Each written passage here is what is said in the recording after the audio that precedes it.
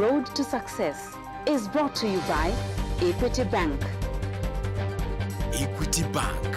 You are listening, caring partner. Thank you for watching Road to Success, the key to your next level in business. This week, our guest is Teddy Kinyanjui of Cookswell's Jikos. Karibu sana, Teddy. Thank you very much. Teddy, you have an amazing story regarding Jikos, charcoal, and how it all started. For you, it started off as a hobby. That's what you were telling us. Tell us about it. Tell us about Cookswell Jikos. Cookswell Jikos is a family business that was started by my late father, Professor Maxwell Kinyanjui, and my mom, Rosemary Kinyanjui, in the early 1980s. So he was the original designer of the Kenya ceramic stove, which is that small Jiko that has the clay lining inside of it. So he was contracted through the Ministry of Energy to go to Thailand and study these clay stoves that they had there and then adapt it to the Kenyan context of cooking. Because of course, you know, the difference with songering ugali versus making stir fry that they do there. Yeah. So through the design process, he invented the Kenya ceramic Jiko, which is now, this is sort of the original grandfather of all of our line of products. And his job was then to go out all over East Africa, training other artisans and women groups how to make the ceramic insert inside of the metal body to replace the all-metal stove that used, you know, far too much charcoal and was very inefficient. So these stoves reduced the charcoal use by about 50% in the kitchen setting for people, which of course, you know, is huge for a development sort of technology to then also be uptaken and adapted through so many different areas. So one thing that's interesting with these that's happened is they're now, it's probably the most popular design of stove in Africa. And you're right, not very many people know where it originated from. Where it started, yeah. And it's from your father. Yeah, and so it's from him Maxwell designing it through the Kinyanjui. Ministry of Energy and a World Bank project and USAID. And so he went training from Khartoum to Malawi to Kigali, so all over East Africa. And through it being such an adaptable design, because of course in different parts of Africa, people have different cooking habits again. It's true, yeah. And so one thing I've noticed that's quite interesting is from like West Africa, the versions of these stoves that are sold in Senegal or Ghana, they have bigger families, they cook more food, they'll be a lot larger. But then in somewhere like Madagascar, where they cook a lot of rice, the stove can be customized to that specific type of slightly smaller, slightly hotter burning. So what we realized, and this is now goes into the big driving force of the other half of our business, was learning from the charcoal trade that having an efficient stove doesn't necessarily mean you reduce deforestation, because that was the key goal, was to reduce people's consumption of charcoal. Okay. What seemed to have happened, of course, with efficiency, there's the suppressed demand. So if someone used to feel that charcoal was so expensive, the stove wasn't easy to use, now they had one of these, they could start doing things like warming up water in the evening to have a bath. 5 years ago, maybe they weren't doing that. And because of the popularity and increased sort of dissemination of this stove, more people, we felt, were using charcoal than ever before. So we started looking at this issue as it is renewable energy. At the end of the day, you just have to plant the tree. The question of how to make the trees into charcoal now arose. And from looking at the opportunity cost of chopping down the traditional method of charcoal making, chopping down the whole tree, covering it with soil, waiting a whole week, you know, there's so much loss, there's so much energy from the human perspective of the labor involved in doing that. We knew there had to be a better way of doing it. So we started designing simple drum kilns. So they use 200-liter old oil drums, and they're made in such a way that you can use them for making charcoal from only the branches of the trees. And that was quite a revolution, and I think a breakthrough in the whole charcoal industry.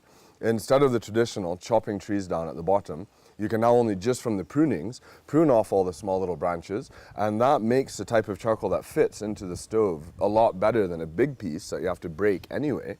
From that, we've started now developing a system that we are calling the seed to ash cycle. So the idea is when you buy one of our stoves, we include one of these small packets of indigenous tree seeds. And so you get about 200 acacia seeds, and you can start now growing your own trees at home, on the road reserve, in your neighborhood, for the eventual goal of helping to make Kenya have a more sustainable supply of charcoal. Why did you want to do this? I mean, you could have walked away from it. Very nice. I think for me also it's a bit of, it's a challenge because if, once one starts to investigate the way the charcoal market is in Kenya, it's valued higher than the tea industry. I mean, there apparently is something like $40 million a year. There are 900,000 people directly employed into the charcoal industry. It saves the country, Lord knows how much money of foreign exchange from not having to buy gas or kerosene. And yet it has such a dirty name and such a dirty image that everyone thinks charcoal is bad. Charcoal is a dirty word. And yet, as Kenyans, we all know everyone likes to eat nyama choma. And so, that paradox, especially to me, was something that was very engaging to think, how then can one start to think about reforming an industry like this and being part of it? Because it is 80% of the entire country every single day is using charcoal. And how has it evolved within the years? I mean, from the first one to where you are today, and taking in the customers' input. How has it changed? Oh, so a very interesting part from that has definitely been going into doing fancier cooking devices, because everyone has a Jiko, but if you have a Jiko that someone will go home and tell their sister about, they saw at your house, suddenly it becomes more of an aspirational product. And so we've started to make, and we'll see some of them in a bit, the metal animals that you see on Ngong Road.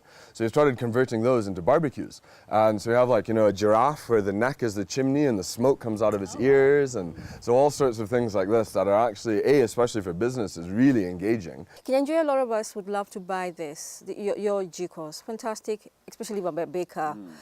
However, there's also the concern of the smoke. What do you tell your customers? What would you tell me as a customer who's living in a flat and I'm concerned about the smoke? Okay, so I'd say it's very good that you've gotten in touch with Cookswell, because one of the main things with, of course, combustion of any fire, it's as from high school science class, enough oxygen and enough fuel now does the right amount of combustion. And so one thing we've seen, and especially from now, if you take the design of this stove, when my dad was doing it, there's a reason of the size of the hole at the front versus the number of holes in there versus the proportion of all of that. And so what happens with a lot of the copies that we see out on the market right now is that they haven't taken those ratios into account. So now it either burns too fast, too slow, doesn't work properly. Kinyanjui, we must take a break, but when we come back, we want to talk about competition, because there's a lot of competition in this industry, and we'll do this after this break. Okay, good. You're watching Road to Success, the key to your next level in business. Don't go away. Did you know you can now send money from M-Pesa to an Equity Bank account? To send money from M-Pesa to your Equity Bank account, go to your SIM toolkit, select M-Pesa, select Lipa na M-Pesa, select Pay Bill, select Enter Business Number, enter Pay Bill number 247247, enter the Equity Bank account number, enter amount, enter your M-Pesa PIN and confirm the transaction. You will then receive an SMS notification that the transaction is complete.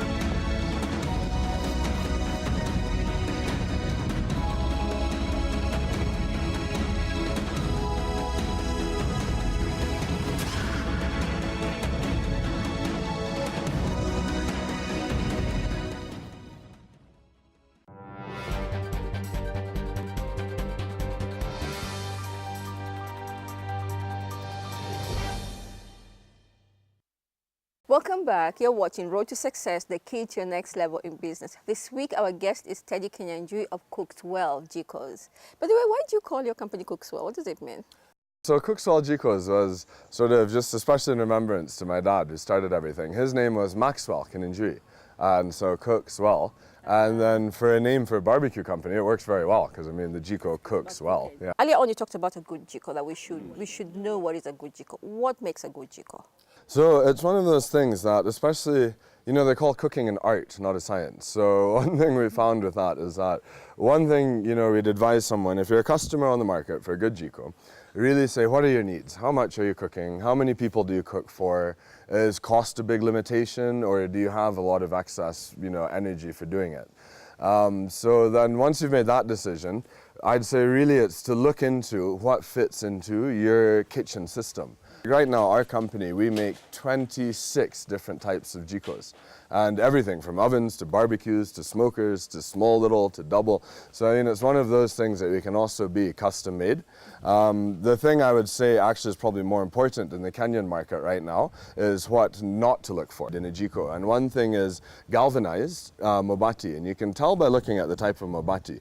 One of them, it's a little bit more dull. And galvanized, a lot of the competition and the people who copy us use that because it's so much cheaper, but it's not very food safe. Why? Because it galvanized, when it gets heated up, it gives off certain types of like emissions, which is just definitely a no-no. And so like ours, we only use alloy zinc sheet steel, which, you know, it's a bit more difficult to get, but it's food grade cooking equipment. Kinyanjui, how does it feel to see your things replicated, especially like on Gong Road? Because you see this all the time.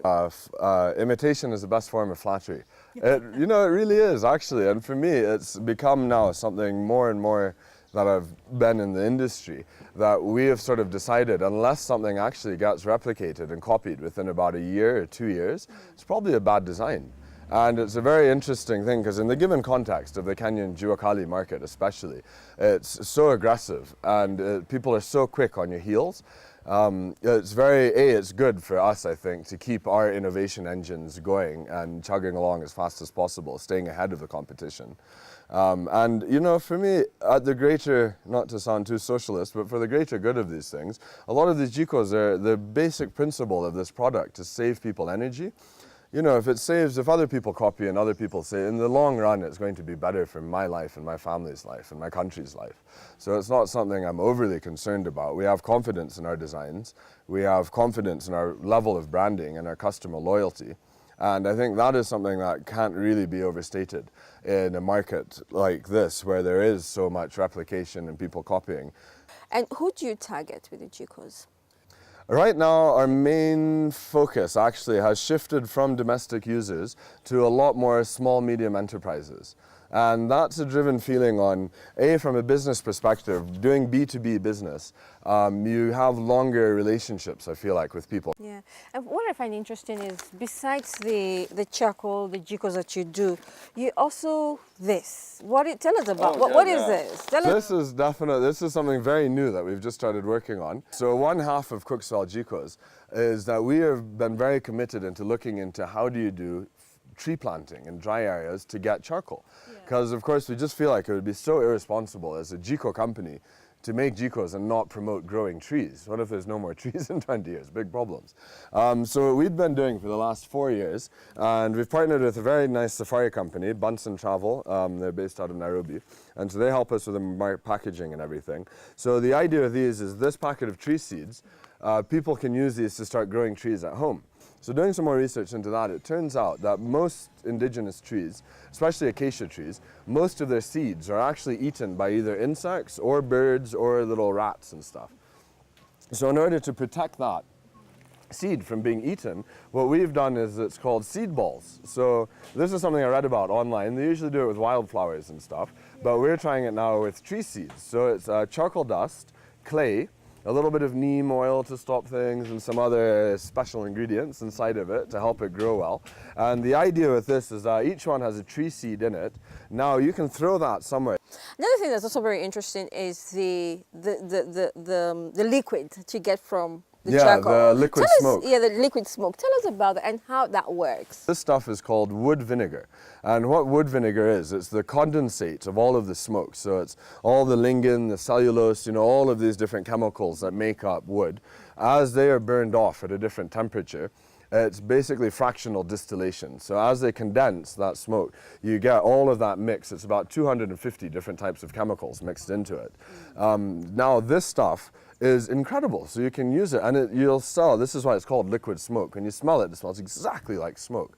And you can use it for fence posts to stop termites. You can paint it on timber to stop little borer bags. Yeah, we saw an example over there. Yeah, you can use it, you can dilute it and use it on as an organic agrochemical. And so you can spray it for mealybugs, for whiteflies, so on. And it also means that there's less smoke going in the atmosphere, and you're getting a very useful byproduct during a charcoal making process. And some people use it for cooking because as liquid smoke, it does add that taste in small amounts. You can put it in marinades or put it in soup. Wow. And so if you're cooking your chicken on the electric grill and you want that traditional choma sort of taste, that's what you do. That's what Burger King does for flame grilled burgers and stuff, you know. So that's even a whole other interesting. Yeah, that's what they use is liquid smoke. And you can go onto Google and check and, you know, 10 companies making it. And we're the first ones doing it from acacia, from indigenous Kenyan trees. Thank you so much, Kinyanjui. I've actually enjoyed talking to you and seeing the impact, really. Businesses is about making a difference, you know, seeing a problem and making a difference. Thank you so much, Kinyanjui, for your story. And really making the difference, in not only in our environment, but for our future generations. Thank you for what you're doing. You're very welcome, and thank you for helping us get the good word out. Yeah. Yeah. You're watching Road to Success, the key to your next level in business. Don't go away.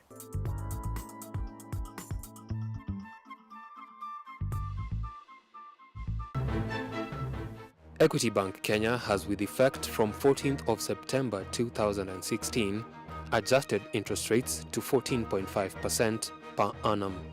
Announcing the reduction at Equity Head Office in Nairobi, the CEO, Dr. James Mwangi, said the bank has adopted the base rate as set and published by the Central Bank of Kenya, currently at 10.5%, and marking up with a 4% cap as provided for by the law to arrive at 14.5%. We wanted to confirm to our customers and the general public all accounts in the bank that were in existence and were compliant with the terms and conditions offered, meaning they were not in arrears. They are today enjoying 14.5% reducing balance rate of interest. The new interest rates will apply to all local currency, new credit facilities, and existing ones whose performance is on schedule. We as a bank took our time to really understand the spirit of the law, interpret the bill, and we are also very keen to ensure that our thinking is very well validated by the regulator. Interest in deposits held in local currency, interest earning accounts will earn interest at a minimum of 7.35% per annum. All earning deposits must earn at today 7.35. The CEO enumerated the various accounts that are customized to help people actualize their dreams through savings. The first account that we have looked into and created and changed the interest rate to 7.35 is the junior member. We want to encourage Kenyans to save for the education of their children and to invest for their children as they grow. The second account is where we know how much Kenyans dream of better days to come. And so for each dream that might be out there, we have created a contractual account between the saver and their dream. If their dream is to buy a car in 3 years, they create a contract with the dream, and we have called that account Jijenge account. Equity Bank has been a leader in innovation and has played a key role in deepening financial inclusion from 4% in 1994 to the current 75% by removing barriers such as minimum balances, ledger fees, and conventional collateral that made access to loans a preserve of a few. This has provided us with a huge opportunity to reward the members for their long-standing loyalty, for their long-standing commitment to the journey of socio-economic transformation in Africa. They can take advantage of modern banking facilities that are affordable, easily accessible to transform their lives and realize their dreams. We hope in years to come, this opportunity will be credited for making Kenyans realize more of their dreams and to build a saving culture within the country. The bank has continued to innovate and inspire the industry around delivery channels, such as agency banking and mobile banking, to broaden access and deepen inclusion. It has strategically and uniquely differentiated itself by disrupting its business model, reimagining the distribution channels, digitization, and massive social impact investment in the Equity brand. Equity has, for the last 3 decades, focused on a strategy of financial inclusion. We have an access, and especially to the underprivileged members of our society. But also over the years, what we have also done is we have built an all-inclusive bank without limitation on the segments. We will cater for the lower income, the middle income, and also at the top. This bill came at a time when the capacity and competence of Equity Bank in systems, human capability, balance sheet agility, funding capability was at its best. The fine-tuning that had been done by the system. This bill came at a time that Equity couldn't be better.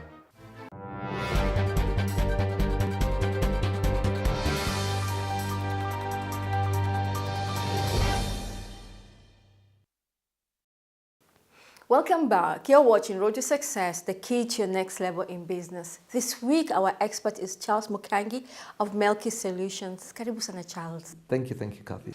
Charles, any business that exists or is about to start must have some sort of responsibility to the future generation. Is that true or not? Kathy, my personal belief is that it is true. First and foremost, I must say this. A strong believer of transgenerational organizations, organizations that move from one generation to another, where you have Kathy and sons, or Kathy and daughters, or Kathy and sons and daughters, and after you have done your 50, 60 years, you can be able to leave it for the next generation. Yeah. And whether it's going to be your kids or it's just going to be people of the next generation picking it up. And I'm a strong believer that it is time for, especially businesses in Africa, to move towards that threshold where we can be able to see organizations that have been there for 100, 150 years or 200 years. And so, yes, every organization actually has a responsibility towards the next generation.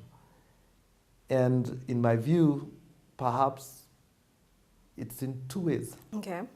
Yes. One, as you correctly said, and I was talking about, is the transgenerational effect, whereby a business owner or an entrepreneur opens up a business, grows it, employs people, but at the same time is able to develop people who become better than themselves to pick up the organization and take it to levels unthought. There must be an element of trust also. I mean, as you groom this next generation. Correct. In fact, trust is just a value. Okay. So you build trust over time. Trust is credibility. So I think for me, trust is the principle that actually helps organizations to actually form a very great legacy. So the question sometimes we need to actually ask ourselves is that what is our responsibility as entrepreneurs socially? What kind of social responsibility? We've got the social responsibility of, this is the organizations that our children shall be employed in. Can you imagine if some of the organizations that have actually passed that threshold of 60 years were not there? Where would our children have gotten employment? Now, not everybody perhaps is brave enough at a certain point to begin an enterprise at a very young age. Where shall our children be employed? Where shall our children's children be employed? How can we safeguard what you call generational wealth as a family? So it's our responsibility to be able to grow people into good business leaders who can be able to take over our enterprise. That is our first responsibility. The other responsibility is now not just internal for the organization, say, for example, to mentor people, but it's also external towards the customer. What kind of goods or products or services are we giving such that we can actually live a better world environmentally. Say, for example, you've heard about all this green revolution, and there's a lot to do with our green energy, renewable energy. What Cookswell is doing. Exactly, that's what Cookswell is doing. How do we save energy? How do we come up with businesses that can be able to save our environment? So that's what is critical. Because again, why should we actually leave our kids all these loads of money and then leave for them a bad environment? Give us examples, because most of us, with the kind of services or the kind of work that we do as businesses, how does that affect the environment? I think that's a good question, and I think that's what very many people think. So for Cookswell, they've actually realized that we have to actually have far much more better renewable energy. Yeah. So it's straightforward. But I know you're asking yourself, I'm an insurance broker, I'm an insurance agent, But the reality of the matter is this: how well does your car smoke? Just simple things.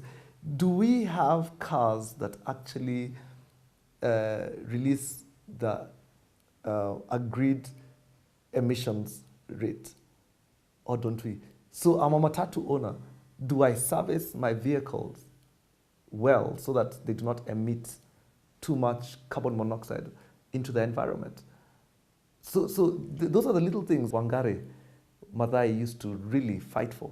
And if you remember one thing she actually said, she said, if we don't take care of Mother Earth, the backlash that we shall actually get shall be huger. Thank you, Charles, for reminding us, really, the reason why we also get into business is not just about the profit that we make. It's about the people, the environment, and the next generation. It's important to know that when you're getting into any business. Thank you. Thank you, Charles. You're welcome. Thank you for watching Road to Success, the key to your next level in business. Remember, a business that makes nothing but profit is a poor business. Have a blessed week.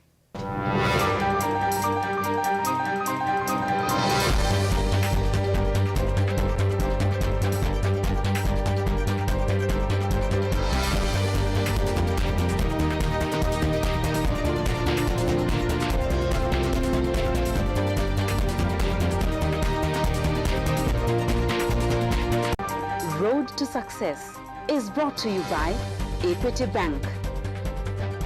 Equity Bank. You are listening, caring partner.